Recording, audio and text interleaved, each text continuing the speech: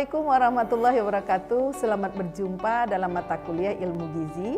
Di video kali ini kita akan mengulik lebih dalam terkait dengan fungsi dan sumber zat gizi dalam makanan yang kita konsumsi. Kita sudah mengenal 6 jenis zat gizi utama bagi tubuh, yaitu karbohidrat, lemak, protein, vitamin, mineral, dan air. Mari kita bahas tiap-tiap jenis zat gizi tersebut. Yang pertama, karbohidrat. Fungsi utama dari karbohidrat adalah sebagai sumber energi. Kurang asupan karbohidrat akan membuat seseorang merasa lemah dan kekurangan tenaga. Selain itu, karbohidrat juga berfungsi dalam meregulasi metabolisme lemak dan melancarkan ekskresi atau pembuangan sisa makanan dari dalam tubuh. Karbohidrat banyak terdapat pada makanan pokok seperti nasi, jagung, ubi-ubian, dan sagu. Yang kedua adalah lemak. Seperti halnya karbohidrat, lemak juga memiliki fungsi utama sebagai sumber energi.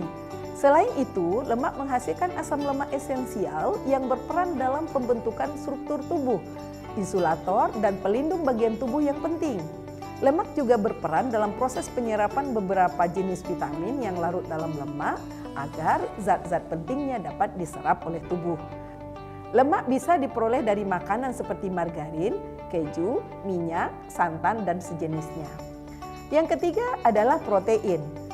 Protein juga berperan sebagai sumber energi. Namun, fungsi lainnya yang tidak kalah penting adalah mendorong proses pertumbuhan, di mana protein akan memperbaiki jaringan tubuh yang aus terpakai dan menggantinya dengan jaringan tubuh yang baru. Zat gizi ini juga berperan dalam pembentukan antibodi, proses sekresi, proses osmotik, dan menjaga keseimbangan asam basa dalam darah dan jaringan tubuh.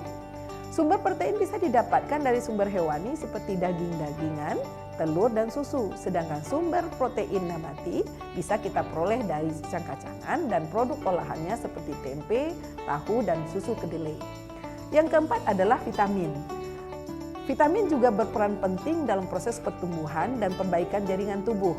Selain itu, vitamin sangat dibutuhkan dalam proses metabolisme. Berdasarkan proses penyerapannya, vitamin dapat dibedakan menjadi dua, yaitu vitamin yang larut dalam lemak seperti vitamin A, vitamin D, vitamin E, dan vitamin K.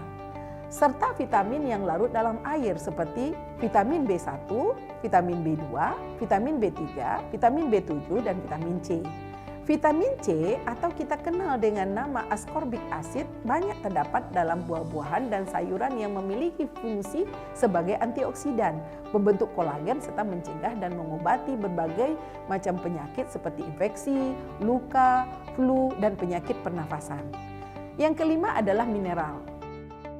Mineral berperan dalam proses pertumbuhan, perbaikan jaringan tubuh, dan metabolisme. Sumber mineral banyak terdapat pada makanan seperti daging, jeroan, seafood, susu, dan kacang-kacangan. Berdasarkan tingkat kebutuhannya, mineral dapat dibagi menjadi dua, yaitu mineral makro dan mineral mikro. Mineral makro merupakan jenis mineral yang diperlukan tubuh dalam jumlah besar, yaitu lebih dari 100 mg per hari. Contoh mineral ini seperti natrium, kalium, kalsium, fosfor, dan sulfur. Sementara itu, mineral mikro adalah jenis mineral yang dibutuhkan tubuh dalam jumlah kecil, yaitu kurang dari 100 mg per hari atau kurang dari 0,01% dari berat badan total.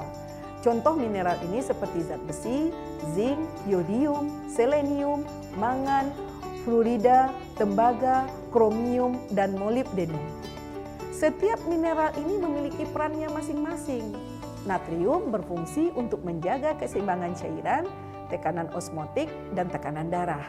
Kalium berfungsi sebagai elektrolit yang mengelola berbagai fungsi organ tubuh, mengaktifasi enzim, hingga mengikat kalsium. Kalsium membantu pembentukan tulang dan gigi, serta proses tubuh dalam darah dan jaringan. Fosfor berperan dalam pembentukan nukleoprotein, metabolisme, menjaga pH, memproses energi, dan memfasilitasi penyerapan dan pengiriman zat gizi. Sulfur memiliki salah satu fungsi penting dalam mengkonversi karbohidrat, protein, dan lemak menjadi energi. Zat besi memiliki banyak fungsi, diantaranya membawa oksigen dan karbon dioksida, membentuk darah, katalis beta-karoten menjadi vitamin A, mensintesa purin dan kolagen, detoksifikasi racun di hati, serta menghilangkan lipid dari darah. Zinc berfungsi sebagai unsur vital untuk sintesis DNA dan RNA, membentuk jaringan mata dan sel darah, menjaga kekebalan tubuh, membantu pertumbuhan janin dan saraf pusat. Yodium dibutuhkan untuk mengatur suhu tubuh, sintesa protein, dan reproduksi. Yang keenam adalah zat gizinya air. Zat gizi terakhir yang sangat penting bagi kelangsungan hidup manusia adalah air. Jumlah air dalam tubuh manusia berbeda tergantung pada umur. Janin memiliki 90% komposisi air dalam tubuhnya. Bayi memiliki 75% dan orang dewasa berkisar dari 50-60%. Kebutuhan akan air juga berbeda-beda pada setiap orang tergantung usia, aktivitas fisik, suhu lingkungan, pola makan, dan status kesehatannya. Pada umumnya, konsumsi air minimum orang dewasa adalah 2 liter atau setara dengan 8 gelas per hari. Sedangkan pada bayi usia 0-6 bulan, kebutuhan air ini sepenuhnya bersumber dari ASI. Nah, untuk mengetahui kandungan zat gizi yang terdapat dalam makanan, kita bisa mengacu kepada DKBM yang dikeluarkan oleh Persagi. Selain itu, terdapat tips memilih makanan melalui warnanya.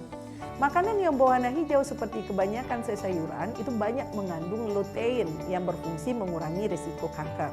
Makanan warna merah seperti tomat, semangka, buah naga, paprika merah, dan stroberi banyak mengandung likopen yang berfungsi mencegah penyakit jantung dan kanker.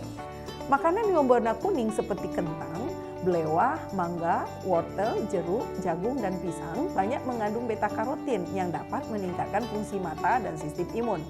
Makanan berwarna putih seperti bawang putih, bawang bombay, kembang kol, dan pir banyak mengandung alisin yang berfungsi sebagai anti kanker, antibakteri, dan menurunkan kolesterol. Sedangkan makanan yang berwarna ungu seperti terong, ubi ungu, kol ungu, bayam ungu banyak mengandung antosianin dan flavonoid yang berguna dalam mempertajam memori, meningkatkan kekebalan tubuh, dan sebagai anti karsinogen.